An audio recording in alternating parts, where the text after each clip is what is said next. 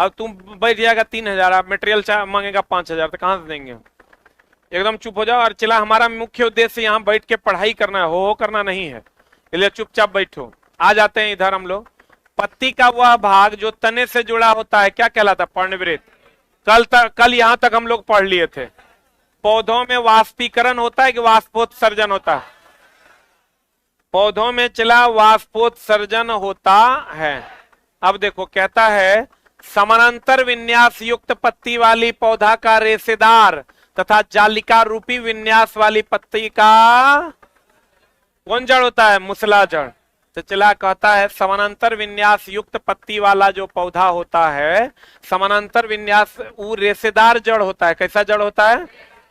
रेशेदार जड़ होता है जो समानांतर पत्ती वाला होता है। जालिका रूपी विन्यास वाली पत्ती का मुसला जड़ होता है। कौन जड़ होता है? चला, मुसला जड़ होता है। मुसला जड़ कहां कहां पाया जाता है बताओ? मूली में कौन जड़ होता है? तो ये चला क्वेश्चन डायरेक्ट पूछा जाता है। कहता है धुराग्र संधि गर्दन तथा सिर को जोड़ता है। इस संधि को चला हम लोग कहते हैं कौन संधि? धुराग्र संधि। पूछता है क्वेश्चन, ये तो सब जानता है। चला, लिगामेंट पता है ना, टेंडन पता होगा सबको, ये सबको पता होगा। लेकिन चला, ये एनसीईआरटी में एक संधि दिया हुआ है जिसको हम लोग कहते हैं कौन संधि? धुराग्र संधि। तो धुरा, ये चला, ये लड़का है, बैठा नहीं सकता है, तुम लोग उठाइए दिया, उसी में बैठे रहे। आज 7 करो ना, कोई बात नहीं, जो बैठने दो। एक बच्चा है, उसको यहां से वहां भेज रहा है। धुराग्र संधि जो होता है, चला किसको किसको जोड़ता है? गर्दन को और किसको? सिर को जो जोड़ता है। इस संधि का नाम कौन संधि है? धुराग्र संधि। क्लियर है? कौन संधि है? धुराग्र संधि। अस्थि को गति पर, ई चला, ई फेमस क्वेश्चन है इसका एनसीईआरटी का, कि हम लोग जो चलते हैं वो किस चीज के कारण चल पाते हैं। हम लोग जो मनुष्य जो चलता है, मनुष्य की अगर हम बात करें चला, तो मनुष्य जो चलता है वो आपको एकदम क्लियर शब्दों में कह दें, ये एनसीईआरटी का क्वेश्चन है। मनुष्य जो चलता है, मनुष्य जो चलता है, इसके पीछे का रीजन है बस 2 ही चीज। बताओ, हमारा तंत्रिका तंत्र गड़बड़ हो जाएगा, हम चल पाएंगे क्या? नहीं चल पाएंगे, क्योंकि सारी चीजें यहीं से, अग्र से कि पश्च से। तो देखो, हम लोग चलते हैं पश्च मस्तिष्क से। किससे चलते हैं? पश्च मस्तिष्क से। और चला, ये आपको पता होगा सबसे कम कोशिका विभाजन कहाँ होता है? तंत्रिका कोशिका में। कहाँ होता है? इसीलिए किसी को भी यहां नहीं मारना चाहिए। अगर यहां मारिएगा तो उसमें कोशिका विभाजन कम होता है, नई कोशिका कम बनता है, इसलिए वो आदमी क्या हो जाएगा? मर जाएगा। और सबसे ज्यादा कोशिका विभाजन होता है यकृत में, लीवर में। यकृत बोले तो लीवर में। तो लीवर अगर आपका खराब भी हो जाएगा तो रीजनरेट तुरंत कर जाएगा। कोशिका विभाजन सबसे ज्यादा किसमें? कोशिका विभाजन की अगर बात करोगे तो कोशिका विभाजन सबसे ज्यादा किसमें होता है? किसमें? लीवर में सबसे अधिक ना। यानी आपको कहेगा सबसे अधिक रीजनरेट कौन होगा? लीवर। दूसरा है तंत्रिका कोशिका। कौन कोशिका? इस सबसे कम की सबसे ज्यादा, सबसे कम कोशिका विभाजन कहाँ होता है? तंत्रिका कोशिका में सबसे कम कोशिका विभाजन होता है। Very very important. तो सबसे जल्दी रीजनरेट कौन कर जाएगा? लीवर। और सबसे लेट से रीजनरेट लगभग नहीं होता किसमें? तंत्रिका कोशिका में। नई कोशिका नहीं बनता। अब देखो, मनुष्य, 1 मिनट रुक जा। मनुष्य जो चलता है किसके कारण? पश्च मस्तिष्क।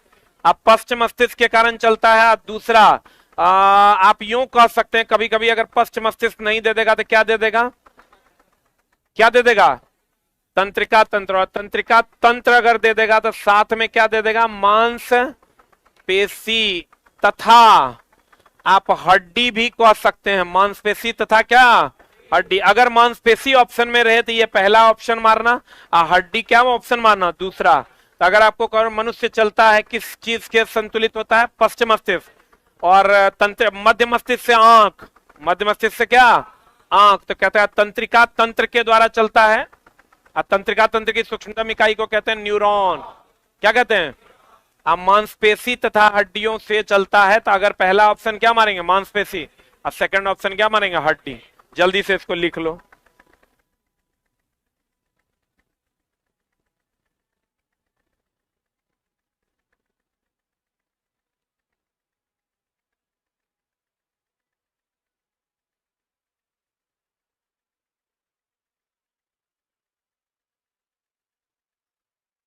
ये वो लड़का लिखता है, कोई बताएगा कि एनसीईआरटी से साइंस पूछेगा कि नॉर्मल साइंस पूछेगा? अरे भाई, एनसीईआरटी और नॉर्मल साइंस क्या है? साइंस भी दो भाग में बट गया कि साइंस ही एनसीईआरटी साइंस है और नॉर्मल साइंस है, सब वही साइंस है। हो गया। सबसे कम कोशिका विभाजन कहाँ? सबसे अधिक कोशिका विभाजन कहाँ? लीवर में। सबसे ज्यादा रीजनरेट कौन करेगा? लीवर। हम लोग जो चलते हैं किससे? पश्चिम मस्तिष्क से, यानी तंत्रिका तंत्र से, मांसपेशी और किससे? हड्डी से। मांसपेशी पहला ऑप्शन मारना और हड्डी दूसरा ऑप्शन। पढ़े पढ़े हो, लिखते भी जाइए। ऑनलाइन वालों, आप लोग भी चाहे नंबर पॉइंट लिख रहे हैं उतना नंबर पॉइंट देके लिखते जाइए। पढ़े। बता, कहता है अस्थि को गति प्रदान करने के लिए पेशियां संयुक्त रूप से कार्य करती है। हमारी जो अस्थि को गति प्रदान करेगा, चलाती पेशीय न करेगा। अब पेशी तंत्रिका तंत्र से जुड़ा होगा। पेशी किससे जुड़ा होगा? तंत्रिका तंत्र से जुड़ा होगा। पेशी किससे जुड़ा होगा? अस्थि जुड़ा होगा मांसपेशी से। किससे? मांसपेशी जुड़ा होगा किससे? तंत्रिका तंत्र से। बोलो हाँ या ना।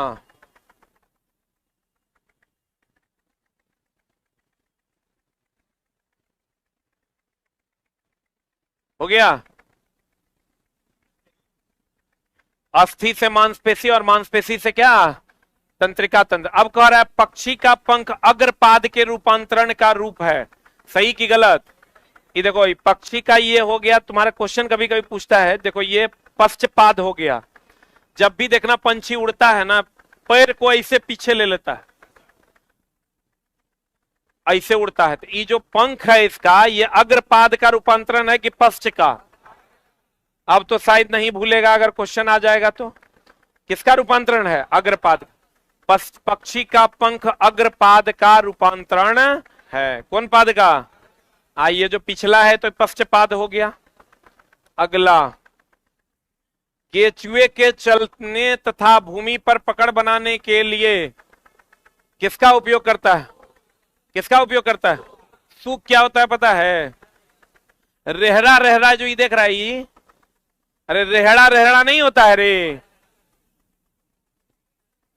पकड़ पकड़ के चलता है। कभी सांप वाप को चलते हुए देखा है? वो टांग थोड़े होता है, वो अपना जो उसका रेहड़ा रेहड़ा उस सूख होता है, उसी से वो पकड़ पकड़ के चलता है। क्वेश्चन पूछेगा केचुआ चलने के लिए, जैसे हम लोग कहते हैं घोंघा सितुआ, ये सब चलने के लिए अपनी मांसपेशियों का प्रयोग करता है। किसका प्रयोग करता है? वैसे ही केचुआ चलने तथा भूमि पर पकड़ बनाने के लिए किसका उपयोग करता है? सूक का। अगर कह देगा तुमको घोंघा, देखो यहीं पर घोंघा है, तो घोंघा पेशीय पाद की सहायता से चलता है। ये जो घोंघा है देखो, ये पेशीय पाद है, ये मांसपेशियों से चलता है। किससे चलता है? ये जो चलता है, जो रेहड़ा रेहड़ा तुम देख रहे हो ना, सूख से चलता है। किससे चलता है? केचुआ जो है वो किससे चलता है? सूख से। किससे चलता है? घोंघा किससे चलता है? पेशियों से चलता है। केचुआ किससे चलता है? सूख से। केचुआ किससे? आई सूख चला। ये छोटा छोटा जो रेहड़ा रेहड़ा इसे इसे देख रहे हैं तुम, ये क्या है? सूख है। सूख से चलता है। घोंघा किससे चलता है?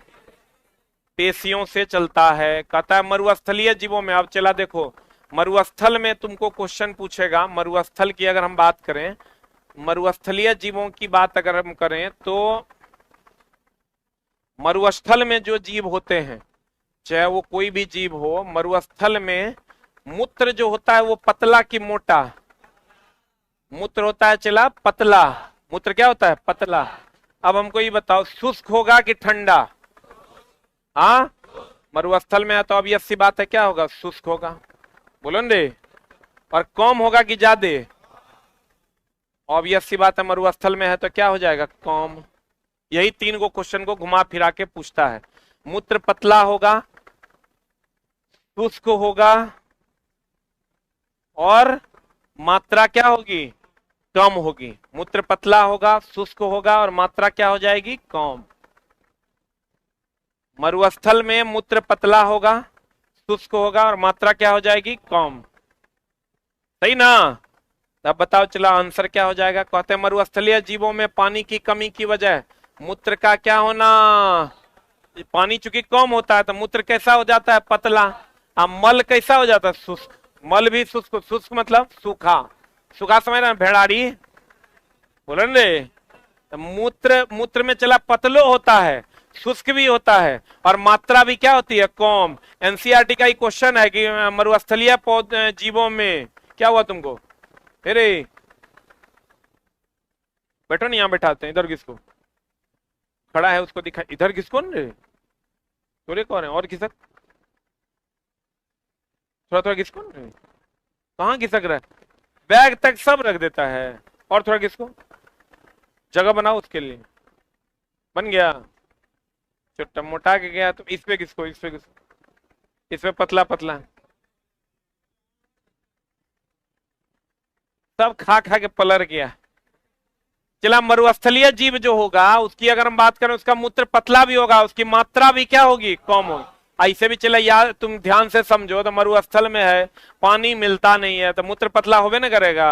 अब मूत्र पतला होगा तो इन्हें समझ लेना, फिर ठंडी जहां होगा वहां मूत्र मोटे मोट निकलेगा, ऐसा नहीं है। सिर्फ ये मरुस्थल के लिए ही लागू होता है।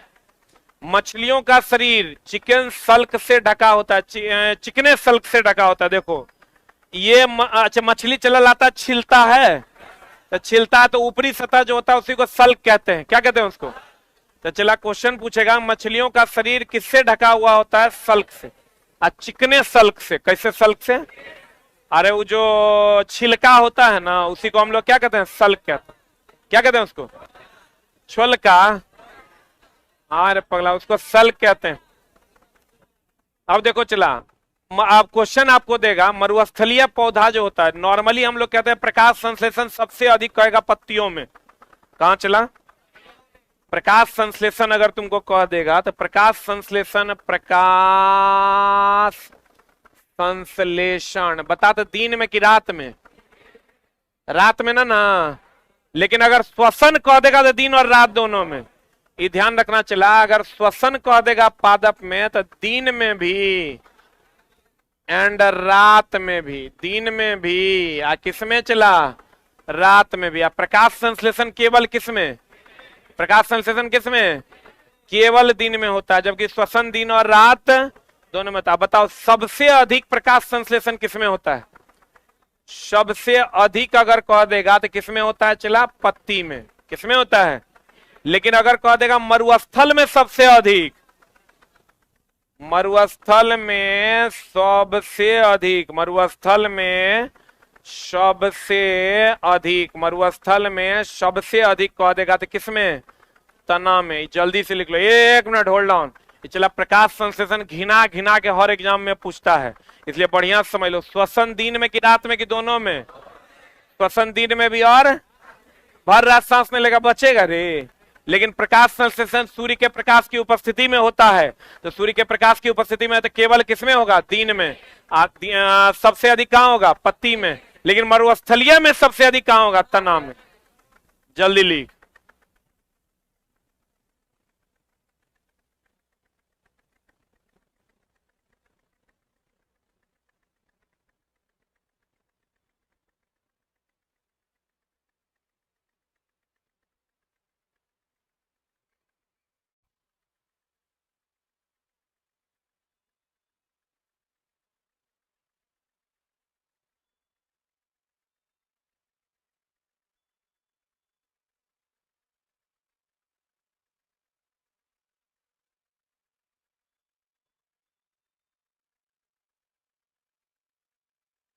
कहता है हमारी मांगे पूरी करो, कल का क्लास अपलोड करो।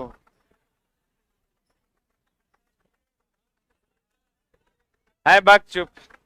अब देखो चला क्या कर रहा है, मरुस्थलीय पौधों में प्रकाश संश्लेषण सामान्यतः किसमें होता है, कहां होता है, तने न है रे कि पत्ती है, क्लियर है ना। अब कहता है चला केचुआ त्वचा से सांस लेता है, किससे सांस लेता है। अब बता मछली किससे सांस लेता है, गिल से, बोलो रे। अच्छा बता त्वचा से और कौन सांस लेता है, मेढक और मगरमच्छ, कौन, हाँ, जोंक। हाँ, ये किससे सांस लेता है? त्वचा से। केचुआ सांस लेता है किससे? त्वचा से। मछली सांस लेती है किससे? गिल से। ये ऑलरेडी तुम जानता होगा। अगले में केचुआ किस चीज से चलता है? सूख से। किससे चलता है? सूख से चलता है। मछलियों के ऊपर जो परत होता है वो किसका होता है? कहता है युद्ध में धुएं का पर्दा के रूप में PH3 फॉस्फीन का उपयोग किया जाता है। युद्ध में विषैला गैस अगर कह देगा चला तो मस्टर्ड गैस। युद्ध में अगर कह देगा विषैला गैस, युद्ध में विषैला गैस अगर कह देगा तो कौन गैस हो जाएगा? मैं सोनू सूद लाया हूं अपनी खुद की सोशल मीडिया ऐप एक्सप्लोजर, दुनिया की पहली made in India social app that would bring the whole world together. दुनिया की पहली ऐप जहां अगर आप टाइम देते हो तो बदले में रिवॉर्ड्स भी मिलते हैं। दुनिया की पहली ऐप जहां आप जितने एक्टिव हो आपका लेवल उतना ही बढ़ता रहता है। और इतना ही नहीं, हर बार जब आप अपनी कोई पोस्ट डालते हो, एक्सप्लोजन करते हो, तो इसका आर्टिफिशियल इंटेलिजेंस आपका ट्रैवल लॉग अपने आप बनाता है। तो आ जाओ और एक्सप्लोजन करो, क्योंकि एक्सप्लोजर पे नहीं तो सोशल नहीं। यहाँ नहीं तो सोशल नहीं।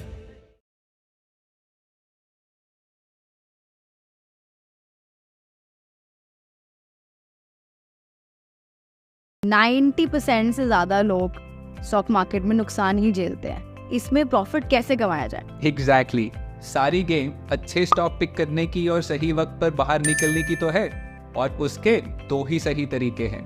या तो आप खुद पूरी रिसर्च करो कि कंपनी कैसी है, पीई रेशो क्या है, नेट प्रॉफिट, रेवेन्यू क्या है, क्या फ्यूचर प्लान है, या फिर यूनिवेस्ट प्रो यूज करो। व्हाट्सएप पर स्टॉक अलर्ट आ जाते हैं फ्रॉम यूनिवेस्ट वेरीफाइड एक्सपर्ट्स कि क्यों खरीदना है ये स्टॉक, पोटेंशियल गेन क्या है और एग्जिट का सही टाइम क्या है। I literally buy and sell stocks on my way to the office and earn बढ़िया profits. Seems like you love Universe Pro a lot. Of course stock market अब gamble नहीं, प्योर मैथमेटिक्स है। वाह क्या line है, stock market और mathematics है। How it should be, right? तो 100% इन्वेस्ट विद यूनिवेस्ट।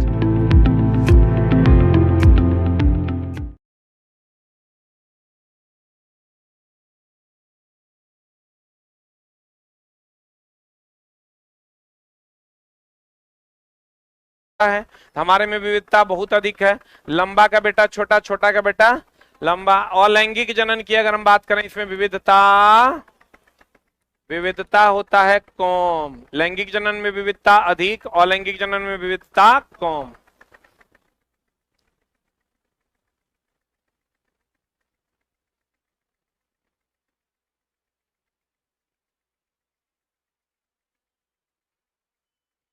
चला एगो लड़का लिखता है कि बैच में बीच बीच में ऐड क्यों आता है? अरे ऐड हम थोड़े लगाते हैं, लाइव में ऐड यूट्यूब लगाता है। बहुत जल्दी रुको ना, अब यूट्यूब चलागा, ऐसा ना हो कोनो दिन कह देगा कि हम एक वीडियो का 10 टका लेंगे। बहुत जल्द हो जाएगा। गूगल की सारी पॉलिसी चेंज हो रही है। गूगल अब जितने भी सर्विस दे रहे हैं लोग, जैसे हम लोग से गूगल पहले 1 रुपया नहीं लेता था, अब गूगल 30 रुपया लेगा 1 अप्रैल से। यानी 1000 के कोर्स पे 300 टका लेगा सबसे। 1000 के कोर्स पे 300 टका, पहले 1 टका नहीं लेता था। अभी भी है। अभी यूट्यूब हो सकता है कोनो दिन अनाउंस हो जाएगा। यूट्यूब अब भारत सरकार को चला, इस पर ध्यान देना चाहिए और एक नया प्लेटफॉर्म तैयार करना चाहिए। तो अब मोदियो जी जो है यूट्यूब पे पढ़ा रहे हैं, मतलब यूट्यूब पे आ रहे हैं, उनको ये ध्यान में रखना चाहिए कि नया चैनल कैसे बनेगा। नया यूट्यूब तो बन ही सकता है, वो कोई आदमी बनाया है, नहीं बनाया है। वैसे देखो अभी बहुत सारा रिसर्च पे पैसा इस बार 1 लाख कितना न कितना करोड़ तरोड़ आया है। हो सकता है ओकरे में से कोई बना दे कुछ, लेकिन चला बनाना पड़ेगा। अभी देखो चाइना वगैरह में ये सब नहीं ना है, हम लोग यूज करते हैं। तो एक दिन अभी बता दो यूट्यूब कह दे कि हम इतना पैसा लेंगे, क्या कर लेगा? देना पड़ेगा या छोड़ना पड़ेगा? दुएगुन उपाय है। नेक्स्ट कोई दूसरा प्लेटफॉर्म अवेलेबल नहीं है। तो कहते हैं सबसे पहले हाथों से लंबाई मापने की प्रक्रिया की शुरुआत कहां हुई थी? मिस्र में। जो हम लोग कहते हैं ना, चला अभी हम लोग कहते हैं 4 हाथ 5 हाथ लंबा, 9.5 हाथ के लग्गी, सुना है? छोटकी लग्गी, बड़की लग्गी। तो ये जो होता है, चला हाथ से नापने की प्रक्रिया सब सर्वप्रथम कहां शुरू हुई थी? मिस्र में। कहां शुरू हुई थी? मिस्र में। हाथ से नापने के आज चला मिस्र में ही केमिस्ट्री की भी खोज कहां हुई थी? अगर तुमको कह देगा कैमी नाम की मिट्टी की खोज कहां हुई थी? कैमी मिट्टी की खोज जो है, कैमी मिट्टी की खोज लिख लो, कहां हुई थी? मिस्र में हुई थी। और इसी से रसायन शास्त्र की भी खोज पहली बार कहां हुई थी? रसायन शास्त्र की खोज जो है वो कहां हुई थी? चला मिस्र में। आप सबसे पहली हाथों से लंबाई मापने की प्रक्रिया की शुरुआत कहां हुई थी? मिस्र में। कैमी नाम की मिट्टी की खोज, कैमी का रंग कैसा था? क्वेश्चन पूछेगा कैमी का रंग कैसा? काला। कहेगा क्यों? पूछेगा क्योंकि चला कैमिया नाम की मिट्टी से केमिस्ट्री की खोज हुई थी, इसलिए हो सकता है पूछ दे कि कैमी नाम की मिट्टी की कैसा होता था? काला। और इसी से रसायन शास्त्र की खोज हुई थी। हम लोग कहते हैं रसायन शास्त्र की खोज कहां हुई थी? मिस्र में। रसायन शास्त्र की खोज कहां हुई थी? मिस्र में हुई थी।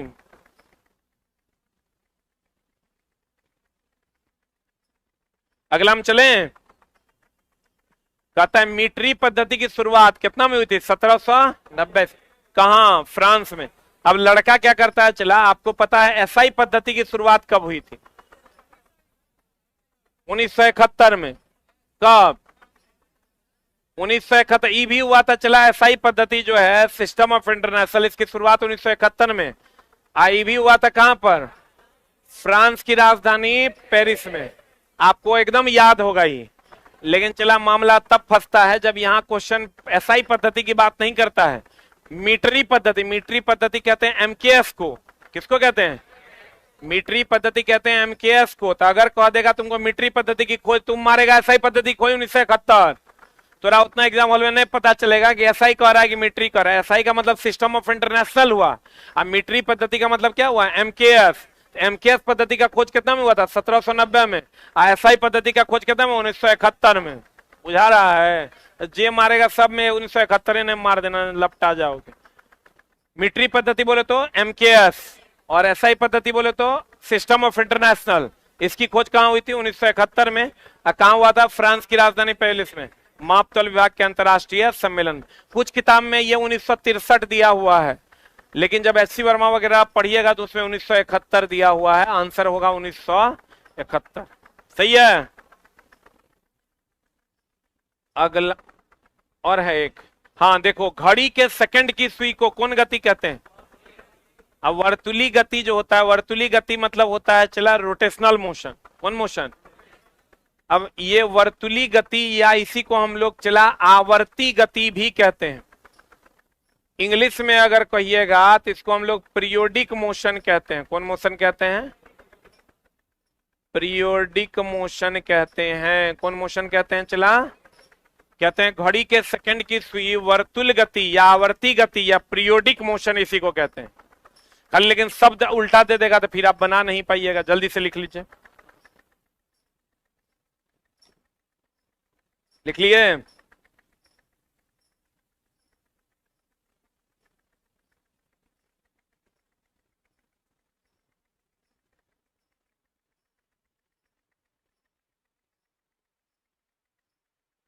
अब देखो चला, अगर हम बात करें गति 2 प्रकार की होती है, एकदम बढ़िया समझ लो। गति कितने प्रकार की होती है? एक होती है चला आवर्ती गति। कौन गति? और एक होती है मेरी जान दोलनी गति। कौन गति? एक आवर्ती गति और दूसरा कौन गति? दोलनी गति। आवर्ती गति की अगर हम बात करें, जहां से चलेगा वहीं पहुंचेगा। इसका डिफिनेशन है जहां से चला या यूं कहें कि बार बार निश्चित समय अंतराल में दोहराने वाली समझना चला गति। आई दोलनी गति की अगर बात करोगे तो ये दोलन जो होता है वो दोलनी गति है। एक और एग्जाम, रुक जा तब समझ लिखना चला। एग्जाम्पल अगर एक बात करोगे तो घड़ी का सुई, घड़ी का क्या चला? सुई या झूला। इसका एग्जाम्पल की अगर बात करोगे तो इसमें होगा खाली झूला। रुक जा, रुक न रे। झूला में दोलनी गति है, तो जो दोलन करेगा वो कौन गति? दोलनी गति। आई कर बार बार निश्चित समय अंतराल में दोहराने वाले, घड़ी का स्विच जहां चलता है वहीं आ जाता है। अब तो झूला भी तो वही करता है, बोले मैं नहीं करेगा। इसका मतलब तुम गौर से देखो, जो दोलनी गति है वो आवर्ती गति है कि नहीं है, लेकिन जो आवर्ती गति है वो दोलनी गति नहीं है। बोलो हाँ, सभी दोलनी गति आवर्ती गति है, लेकिन सभी आवर्ती गति दोलनी गति नहीं है। क्योंकि बताओ, घड़ी के सुई की गति ऐसे ऐसे थोड़े होती है। आज बताओ, पेंडुलम की गति दोलनी गति है, अब पेंडुलम की गति आवर्ती गति भी है। बोले मैं नहीं करेगा। हम यहां से दिल्ली गए, दिल्ली से यहां आ गए, ये कौन गति हुआ? आवर्ती गति, क्योंकि बार बार समय अंतराल में दोहराने वाली गति हुआ। बोले मैं नहीं करेगा। लेकिन क्या ये दोलनी गति है? अरे हम यहां दिल्ली गए, दिल्ली से यहां आ गए, दोलनी गति मतलब ऐसे ऐसे डोला है। बोले नहीं, तो बता, जल्दी से लिख लो।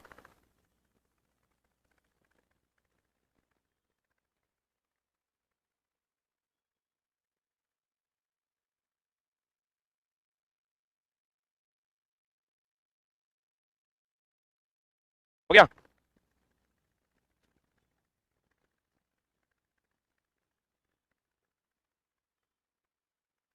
अरे हो गया। हम ये कह सकते हैं सभी दोलनी गति आवर्ती गति है, लेकिन सभी आवर्ती गति दोलनी गति नहीं है। क्लियर है? बोलेंगे। इसी हिसाब से खनिज और अयस्क का भी मामला है। बोलेंगे, लिख लो एक लाइन, सभी दोलनी गति आवर्ती गति है, सभी दोलनी गति आवर्ती गति है, लेकिन सभी आवर्ती गति दोलनी गति है कि नहीं है? नहीं है ना? नहीं है। किसे बोले क्या? सभी दोलनी आवर्ती गति दोलनी गति है, नहीं, सभी दोलनी गति आवर्ती गति है, लेकिन सभी आवर्ती गति दोलनी गति है कि नहीं है? नहीं है। Is that clear? अब चला बताओ, सभी खनिज अयस्क नहीं है, लेकिन सभी अयस्क खनिज है। ये पता है ना?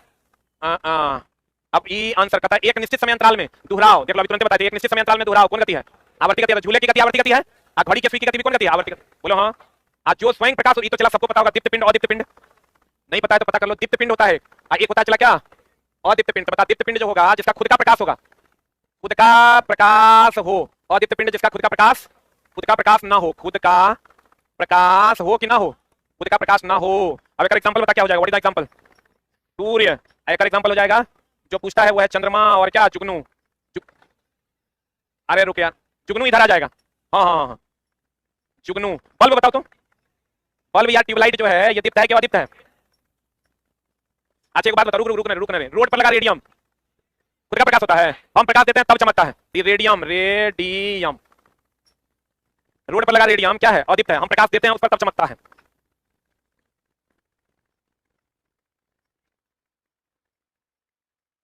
हो गया? खुद का प्रकाश होगा तो क्या होगा? दीप्त। खुद का प्रकाश नहीं होगा, अदीप्त। पढ़े? लिखिए। एक पता चला फिर प्रदीप्त स्फुरदीप्त, फिर वो अलग है। दीप्त ऐसे भी चलाते हो, मतलब होता नहीं। मतलब क्या होता है? इसको एकदम रट्टा मारने की कोई आवश्यकता नहीं है, साफी करना याद रखना। मतलब नहीं, जगह खुद की रोशनी ना हो अदीप्त, जगह खुद की रोशनी हो दीप्त। इसमें क्या समस्या? जिसका खुद का रोशनी हो क्या? दीप्त। जिसका खुद का रोशनी ना हो अदीप्त। अब देखो यहीं पर पूछता है प्रतिदीप्त स्फुरदीप्त। प्रतिदीप्त और क्या चला? आई फिर ये अलग अलग है, बढ़िया समझ लो। प्रतिदीप्त मतलब जगह पे प्रकाश पड़े तो चमके, प्रकाश पड़े तो चमके, या ना पड़े तो ना चमके। बोलो हाँ। स्फुरदीप्त पड़े, समझ लो पहले तब लिखना। पड़े तो अवशोषित करे, ना पड़े तो चमके। बोलो हाँ या ना? बोलो ना हाँ या ना? अवशोषित करे और ना पड़े अवशोषित करे। देखो, पड़े तो अवशोषित करे, ना पड़े तो चमके। एक मिनट रुक जान, चला हम तो जुगाड़ बताते हैं, कंफ्यूजन ना होगा आपको। खाली ये ध्यान रखना, प्र बोले तो प्रकाश। अच्छा, अदीप्त प्रदीप्त में अंतर समझा? दीप्त मतलब जो जिसका खुद का प्रकाश हो, अदीप्त जिसका खुद का प्रकाश ना। अब देखो, प्रतिदीप्त और स्फुरदीप्त में भी हम तुमको अंतर बताते हैं। प्र मतलब प्रकाश, प्र मतलब तो जगह एकरा में प्र है, एकरा में प्र है क्या? एकरा में प्र है, यानी प्रकाश रहेगा तो चमकेगा, नहीं रहेगा तो नहीं चमकेगा। एकरा में प्र न है, एकरा मतलब प्रकाश देंगे तो अवशोषित करेगा, नहीं रहेगा तो चमकेगा। एक एग्जांपल अगर ले लोगे तो एक एग्जांपल हो गया रेडियम जो रोड पर लगा रहता है। एक एग्जांपल हो गया, चला एक एग्जांपल अगर लोगे तो एक एग्जांपल होता है घड़ी की सुई। देखा नरिया में जो चमकते रहता है, घड़ी की सुई। कोनो सुई महंगा वाला सुई चलोगे ना तो नरिया में दिखाई देगा। क्यों? क्योंकि जब जोर रहता है तो उसको अवशोषित करता है, जब प्रकाश नहीं रहता तो क्या करता है? चमकता है। रुक न रे, एकदम चला वहां कंफ्यूजन वाला क्वेश्चन आएगा ना तो गड़बड़ा देगा। प्र मतलब प्रकाश, यानी प्रकाश रहेगा तो चमकेगा, नहीं रहेगा तो नहीं चमकेगा। स्फुरदीप्त हो गया तो प्रकाश रहेगा तो अवशोषित करेगा, और नहीं रहेगा तो चमकेगा। अब दीप्त और अदीप्त के बारे में आपको बोले, दीप्त मतलब जिसका खुद का प्रकाश हो, अदीप्त मतलब जिसका खुद का प्रकाश ना हो। बोलो हाँ। आज जल्दी से लिख लो। तारा का खुद का प्रकाश होता है, सूर्य भी एक प्रकार का तारे ना है। टेक्नीशियन वाली क्लास जिन लोगों ने ली है, बहुत जल्द आपको कल नोटिफिकेशन मिल जाएगा कि कौन दिन से स्टार्ट हो जाएगा। 1-2 दिन में स्टार्ट हो जाएगा।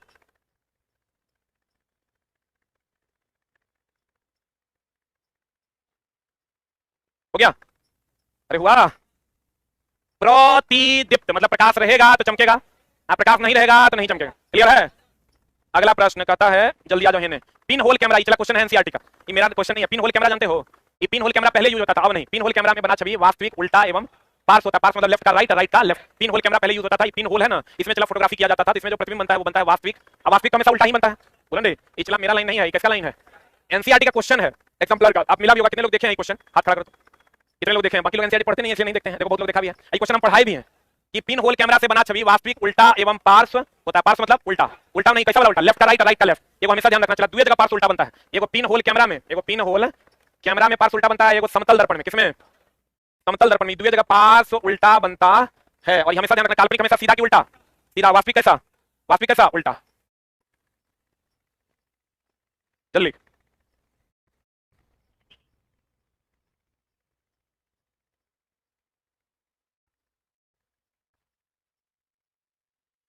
हो गया? ये चला बच्चों को बड़ा कंफ्यूजन रहता है इसमें कि विद्युत धारा का प्रवाह हम लोग क्या कहते हैं। देखो, इलेक्ट्रॉन का प्रवाह जो है ना, इलेक्ट्रॉन का नहीं, मुक्त इलेक्ट्रॉन का। किसका चला?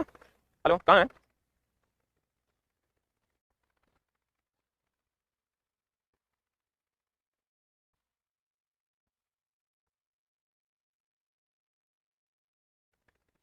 अब देखो, बोलो हाँ, इसका मतलब जिधर इलेक्ट्रॉन बहेगा उधर धारा होना चाहिए, लेकिन ऐसा नहीं है। ये हमेशा ध्यान रखना कि धारा का प्रवाह जो होता है वो पॉजिटिव टू नेगेटिव होता है, लेकिन अगर इलेक्ट्रॉन का प्रवाह को देगा ना चला, ये नेगेटिव टू पॉजिटिव होता है। एक मिनट होल्ड ऑन। क्वेश्चन पूछता है लड़का, आप हमेशा देखे होंगे कि बैटरी ले लेते हैं हम लोग, आई से करके दिखाते हैं, तो धारा का प्रवाह हमेशा प्लस के माइनस, अब प्लस से माइनस ऐसे दिखाते हैं, धारा का प्रवाह ऐसे नहीं दिखाते हैं हो। लेकिन आप ध्यान रखिएगा, धारा का प्रवाह प्लस से माइनस होता है। तो आप कहेगा सर ऐसा क्यों, जब मुक्त इलेक्ट्रॉन का प्रवाह भी तो धारा का प्रवाह है। तो चला अभी तक ये बातें साबित नहीं हो पाई है कि इलेक्ट्रॉन के प्रवाह की दिशा जब पॉजिटिव से नेगेटिव है तो धारा भी उतरे बहेगा, इलेक्ट्रॉन भी उतरे बहेगा, ऐसा नहीं है। बहुत सारे लोग इस पे कॉन्ट्रडिक्शन रखे हुए हैं और फाइनली ये देखा गया है। आपको उस कॉन्ट्रडिक्शन में नहीं पड़ना है, आपको खाली ध्यान रखना है धारा का प्रवाह प्लस से माइनस, इलेक्ट्रॉन का प्रवाह माइनस से प्लस। कभी-कभी लेकिन ऑप्शन बदल देगा, तुमको ऑप्शन बदल देगा, तो कहेगा पॉजिटिव का मतलब हुआ उच्च विभव। कौन विभव चला? और नेगेटिव का मतलब हुआ निम्न विभव। नेगेटिव का मतलब क्या हो गया? निम्न विभव। पॉजिटिव का मतलब उच्च विभव और नेगेटिव का मतलब हो गया निम्न विभव। एक मिनट होल्ड ऑन। तो कभी-कभी ऐसा होता है कि धारा का प्रवाह उच्च विभव से निम्न विभव, इलेक्ट्रॉन का प्रवाह निम्न विभव से उच्च विभव दे देगा, तो फंसने का नहीं। क्लियर है ना? जल्दी से लिख।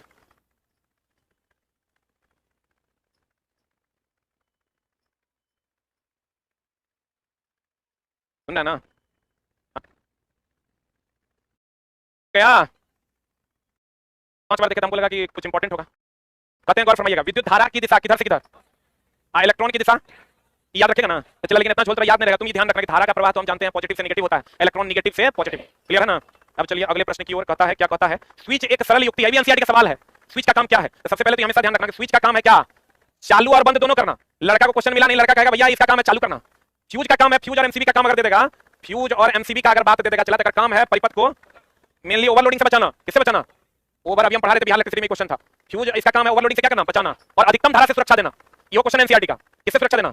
अधिकतम धारा से। बड़ा सा क्वेश्चन है, आप फैक्ट इतने हैं, अधिकतम धारा से क्या देना? सुरक्षा देना। चलिए आई भी चला, किसमें लगता है? मेन में क्या अर्थ में? मेन में अधिकतम धारा से सुरक्षा देता है। किससे सुरक्षा देता है? अधिकतम धारा से सुरक्षा देता है। जो बच्चे आज पहली बार जुड़े हैं, अभी हम एक पीडीएफ पढ़ा रहे हैं, 6:15 से 20 मिनट में लाइव आते हैं। वो पीडीएफ टेलीग्राम पे भी डाला हुआ है, यूट्यूब कम्युनिटी में भी देखिएगा। एनसीईआरटी ऑनलाइन पीडीएफ करके डाला हुआ है, वहां से डाउनलोड कर लीजिए, प्रिंट निकाल लीजिए। और अभी हम 4-5 दिन इसको पढ़ाने वाले हैं, तो अगर आपके पास समय है तो आप पढ़िए। 4-5 दिन का 7-8 दिन चलेगा, सिर्फ लाइव में ये क्लास आपकी सेवा में उपस्थित है। पता चला चालू भी करता है और क्या करता है? बंद भी करता है। मेन में लगाते हैं कि अर्थ में? किसमें लगाते हैं? फ्यूज को जब भी लगाएंगे किसमें लगाएंगे? मेन में। किसमें लगाएंगे? मेन में फ्यूज को लगाया जाता है। सही गलत? स्विच को किसमें लगाते हैं? मेन में। और चालू भी करता है और क्या करता है? बंद भी करता है। और लेकिन चला फ्यूज और एमसीबी की बात करें तो अधिकतम धारा से क्या देता है? सुरक्षा। या भी किसमें लगता है? मेन में। आई ओवरलोडिंग से क्या करता है? बचाता है। और ये कहेगा किस प्रभाव पर काम करता है? तो कहेंगे ऊष्मीय प्रभाव। कौन प्रभाव पर काम करता है?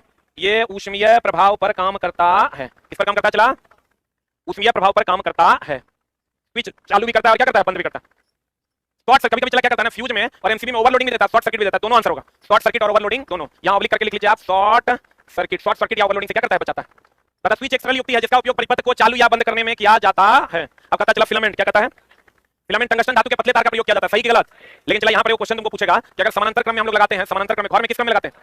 समानांतर क्रम में लगाते हैं, तो यहां पर जो है 40 वाट वाला और मान लो 100 वाट वाला है, तो 40 वाट वाला होगा पतला और 100 वाट वाला होगा मोटा। ये पता है ना?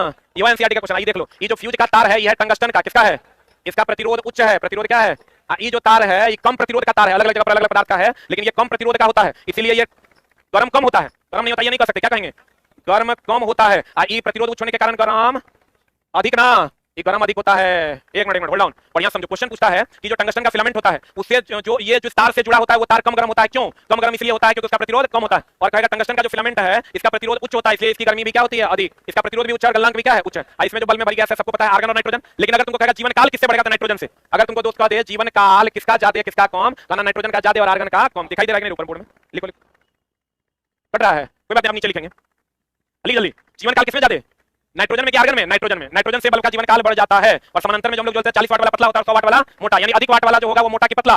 ऐसे भी चला घर में जो हम लोग यूज करते हैं ज्यादा वाट वाला फिलामेंट मोटा रहता है कि पतला? क्या रहता है?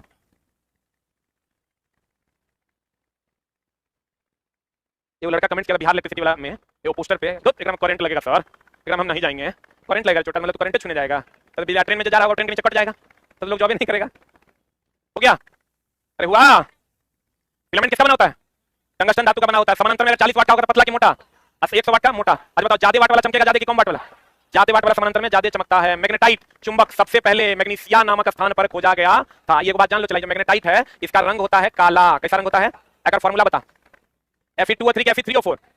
हाँ, इसका फॉर्मूला होता है Fe3O4। इसी से बनता है चुंबक। चुंबक बनता है इसी से। क्या बनता है चला? चुंबक बनता है इसी से। किससे? मैग्नेटाइट चुंबक सबसे पहले मैग्नीशिया नामक स्थान पर खोजा गया था और ये रंग में होता है काला। का फॉर्मूला होता है Fe3O4 और चुंबक बनता है इसी से। किससे? मैग्नेटाइट से। इसीलिए देखना चुंबक का रंग कैसा होता है? काला, क्योंकि वो बना किससे होता है? मैग्नेटाइट। बना किससे होता है चला? मैग्नेटाइट से बना होता है। यही तो सबको पता, स्वतंत्र रूप से लटका हुआ सदैव उत्तर दक्षिण दिशा में रुकता है। आपको लेकिन क्वेश्चन कथन निष्कर्ष में पूछता है कि स्वतंत्र रूप से लटका हुआ चुंबक उत्तर दक्षिण दिशा में लटकता है, इसलिए इसे लोड स्टोन कहते हैं। कथन सही है कि गलत? कहेंगे सही है। इसीलिए इसको बढ़ा के लिख लो, इसलिए चुंबक को क्या कहते हैं चला? लोड स्टोन कहते हैं। इसलिए चुंबक को क्या कहते हैं? Load stone. चुंबक स्वतंत्र रूप से उत्तर दक्षिण दिशा में लटकता है, इसलिए चुंबक को क्या कहा जाता है? लोड स्टोन कहा जाता है। क्या कहा जाता है चला? लोड स्टोन कहा जाता है। इसलिए इसे क्या कहा जाता है? लोड स्टोन, क्योंकि चुंबक स्वतंत्र रूप से लटकने पर उत्तर दक्षिण दिशा में लटक जाता है, इसलिए इसको हम लोग लोड स्टोन के नाम से जानते हैं। चुंबक में कितने ध्रुव होते हैं? 2 ध्रुव। इस चलाई तो सबको पता होगा। चुंबक की प्रबलता को किसमें नापते हैं? बता। चुंबक की प्रबलता नापते हैं, लिख लो, प्रबलता एम्पियर मीटर में। इस लाइन तुम ऑलरेडी जानता होगा। चुंबक की प्रबलता किसमें नापते हैं? एम्पियर मीटर में। अब बताओ चला चुंबक की पहचान किस गुण से होती है? ये हमेशा ध्यान रखना, चुंबक में तो आकर्षण विकर्षण दोनों होता है रे। असमान ध्रुवों में विकर्षण, असमान ध्रुवों में आकर्षण। अगर तुमको कह दे चुंबक की पहचान, जल्दी से बताओ क्या हो जाएगा? एक ऑप्शन है तुम्हारा आकर्षण और एक ऑप्शन है विकर्षण। ऑनलाइन वालों जल्दी बताओ आंसर क्या होगा? एक ऑप्शन है आकर्षण और दूसरा ऑप्शन है विकर्षण। दोनों एक बोलो, तीसरा ऑप्शन दे देते हैं 1 और 2 दोनों। आई लो, चौथा ऑप्शन भी देते हैं तेरा none of these. What is answer? चुंबक की असली पहचान होती है चला विकर्षण से। हम बोले जो लाइन नॉर्मल होगा उसका जो सबसे, अगर ये लाइन नॉर्मल है सब जानता है, इसका जो सबसे बेहतरीन लाइन होगा उतना हम पढ़ा देंगे, एकदम तुम उसके लिए निश्चिंत रहो। कहते हैं चुंबक की पहचान जो होती है वो किससे होती है? विकर्षण से। ये ध्यान रखना, आकर्षण विकर्षण दोनों ऑप्शन में रहेगा या ए एंड बी बोथ रहेगा। हम कहेंगे चुंबक की पहचान किससे होती है? किससे होती है? चुंबक की प्रबलता को किसमें नापते हैं? Ampere meter. किसमें नापते हैं? ये वो एनसीईआरटी में क्वेश्चन है चला कि वो एक कार ले लिया है, कार ले लिया है, एकरा पे एक चुंबक बांध दिया है, इधर है नॉर्थ पोल, इधर है साउथ। एकरो पे एक चुंबक बांध दिया है, एकरा में नॉर्थ पोल, एकरा में साउथ पोल। अब निम्न में से आंसर कौन सा सही होगा? ये कार इधर जाएगा, इधर जाएगा, इधर आएगा, इधर आएगा, इधर जाएगा, इधर जाएगा, इस टाइप का क्वेश्चन है। चला एक बात बताओ, ये नॉर्थ नॉर्थ में विकर्षण होगा तो दोनों एक दूसरे के विपरीत जाएगा। एनसीईआरटी में क्वेश्चन है, देखा होगा तो पता होगा। एक इस साइड अगर साउथ कर देते तो दोनों एक दूसरे की ओर आ जाता। बुझा रहा है? तो वही कहेगा पहली आप बुझो ने तुमको कार लिया, कार ए या कार बी, और उसके ऊपर एक चुंबक बांध दिया और दोनों का नॉर्थ पोल एक दूसरे के आमने सामने है, तो बताइए निम्न में से कौन सा कार की गति होगी? तो कार की गति नॉर्थ नॉर्थ है तो विकर्षण होगा, तो ऐसे होगा, यानी आंसर हो जाएगा ये वाला ना। अरे बोलो। अगला कहता चुंबक चुंबक चुंबक चुंबक चुंबक बनाने की प्रक्रिया में छड़ को रगड़ने की दिशा चेंज करने पर चुंबकत्व का गुण क्या हो जाता है? समाप्त। कहता है छड़ को रगड़ने की दिशा चेंज करने पर चुंबकत्व का गुण समाप्त होता है। अब देखो चला इसमें बहुत सारा मामला है। चुंबकत्व समाप्त होता है, जैसे तुम अपने जनरेटर को ज्यों का त्यों बहुत दिनों तक छोड़ दोगे 50% तक चुंबकत्व कम हो जाए, इसलिए जनरेटर को बीच बीच में क्या कर देना चाहिए? स्टार्ट करना। चुंबकत्व चुंबकत्व कम होता है कैसे? चुंबकत्व जो कम होता है चलाओ कैसे? पहला, गर्म करने पर भी चुंबकत्व कम होता है, रगड़ने पर भी चुंबकत्व कम होता है। किसमें चला? रगड़ने पर, गर्म करने पर, अधिक समय तक निष्प्रयोज्य रखने पर, अधिक समय तक निष्प्रयोज्य रखने पर, निष्प्रयोज्य मतलब छोड़ देने पर भी दक्षता घट जाती है। अधिक समय तक निष्प्रयोज्य रखने पर दक्षता घट जाती है। जल्दी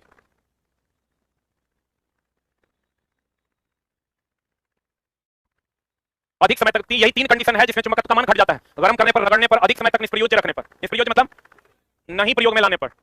आपको कहेगा बहुत अधिक समय तक जनरेटर को ऐसे ही छोड़ दिया गया तो उसका चुंबकत्व घटेगा कि बढ़ेगा? चुंबकत्व घटेगा, दक्षता भी घट जाएगा।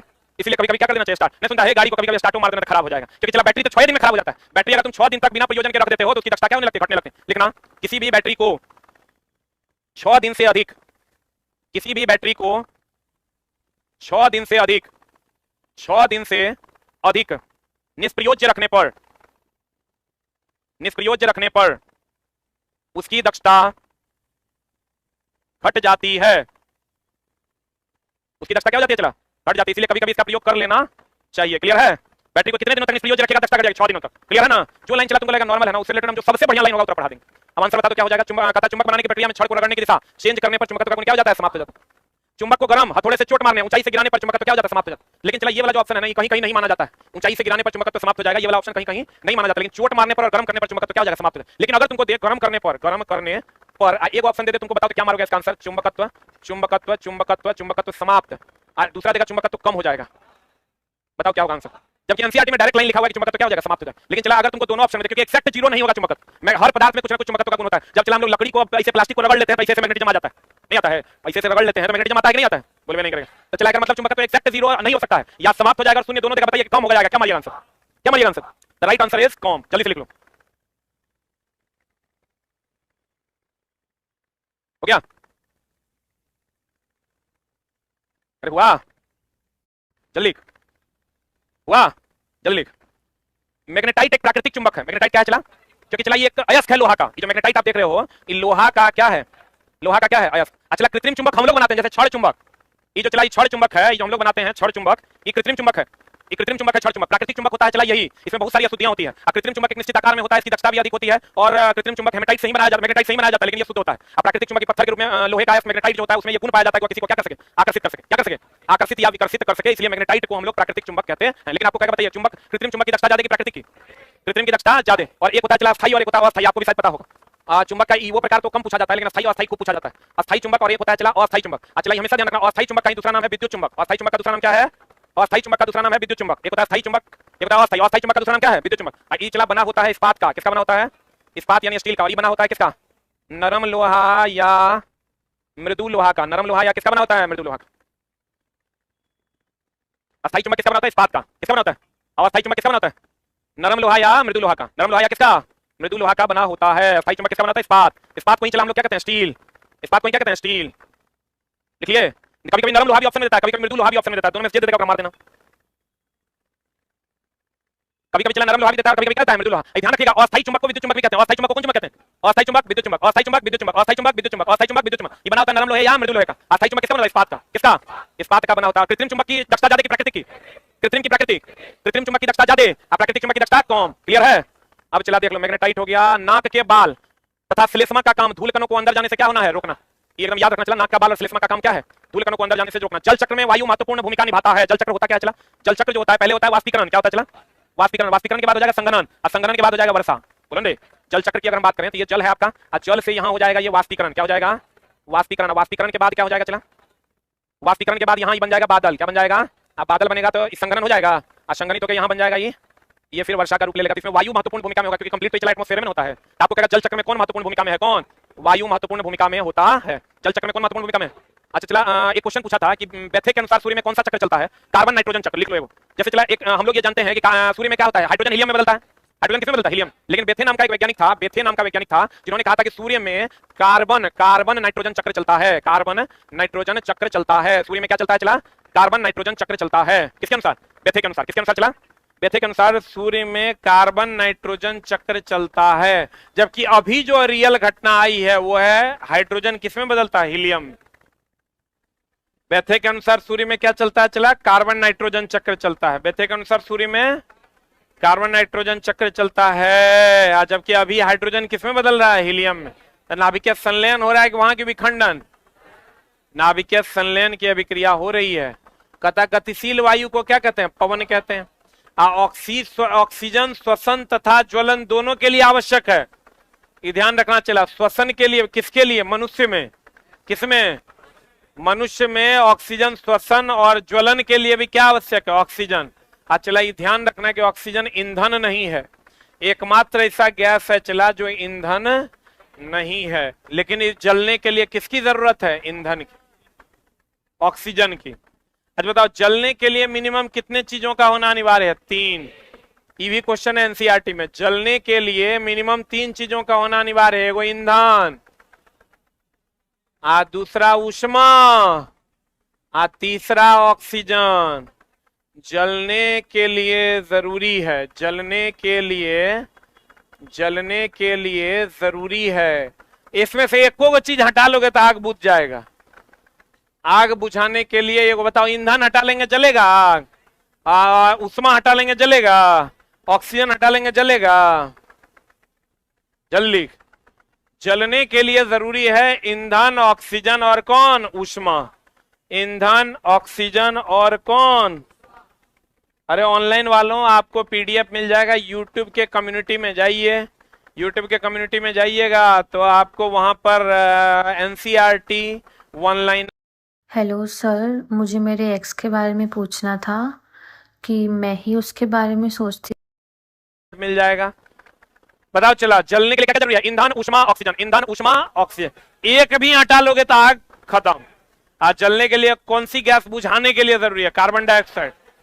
कार्बन डाइऑक्साइड कहां से बनता है? सोडियम बाइकार्बोनेट और अम्ल की अभिक्रिया से। ये चला महाबीबीआई तुम लोग ऑलरेडी जानता होगा कि sodium bicarbonate that is baking soda जब अभिक्रिया करता है अम्ल से तब बनाता है कार्बन डाइऑक्साइड। एकरा से आग बुझाते हैं। एकरा से क्या बुझाते हैं? एकरा से आग बुझाते हैं। क्या बुझाते हैं? सोडियम बाइकार्बोनेट जब अम्ल से अभिक्रिया करता है तो कार्बन डाइऑक्साइड देता है और एकरा से आग क्या करते हैं? एकरा से आग क्या करते हैं? चला बुझा देते हैं। सोडियम बाइकार्बोनेट अम्ल से अभिक्रिया करता है तो क्या होता है? Carbon dioxide. इससे क्या बुझा देते हैं? आग। क्या बुझाते हैं? आग बुझाते हैं। वेरी वेरी इंपॉर्टेंट, ये समझ लो। चला 6 to 10 कंप्लीट एनसीईआरटी में पार से ऊपर तो कर देंगे। लगभग फैक्ट्स को पढ़ाने की कोशिश करेंगे। अगला, सजीवों द्वारा भोजन ग्रहण करना तथा उपयोग विधि क्या कहलाता है? पोषण। ये चला थोड़ा जब डायरेक्ट क्वेश्चन मिलेगा ना तो पोषण एगो दे देगा, अवशोषण एगो दे देगा, वाष्पीकरण, तो तू हो जाएगा कंफ्यूज। आईएनसीईआरटी का डायरेक्ट लाइन है, सजीव द्वारा भोजन ग्रहण करना तथा उपयोग विधि को क्या कहते हैं? पोषण। अवशोषण नहीं कहते हैं, क्या कहते हैं? पोषण। जो हम लोग सजीव जो भोजन ग्रहण करते हैं यह प्रक्रिया क्या कहलाती है? पोषण। पत्तियों का, पौधों का खाद्य, पत्तियों को पौधों का क्या कहते हैं? खाद्य फैक्ट्री। पत्तियों में कौन सा तत्व पाया जाता है? मैग्नीशियम ना। खाद्य फैक्ट्री पत्तियों का, पत्तियों को पौधों का क्या कहते हैं? खाद्य फैक्ट्री। हम बोले थे कि अभी तुरंत कि सबसे ज्यादा प्रकाश संश्लेषण किसमें होता है? पौधे में। अब पौधे में, पत्तियों में, अब पत्तियों में ही ना चला प्रकाश संश्लेषण का उत्पादक कार्बोहाइड्रेट जमा, ग्लूकोज जमा होता है। बोलवे नहीं करेगा। इसीलिए तो पत्ती सबसे ज्यादा प्रकाश संश्लेषण एकरे में होता है, इसीलिए तो इसको खाद्य फैक्ट्री के नाम से जाना जाता है। क्लियर है? बोलो रे। हमारे यहाँ जो भोजन का उत्पादन हमारे शरीर में होता है कोशिका में, माइटोकॉन्ड्रिया में। किसमें होता है? माइटोकॉन्ड्रिया में किसका निर्माण होता है? एटीपी का, एडिनोसाइन ट्राइफॉस्फेट का। क्लियर है? तो आज की कार्रवाई यहीं तक रखते हैं। आज की कार्रवाई यहीं तक, फिर मिलेंगे कल 6:15। 1 minute, hold down, hold down.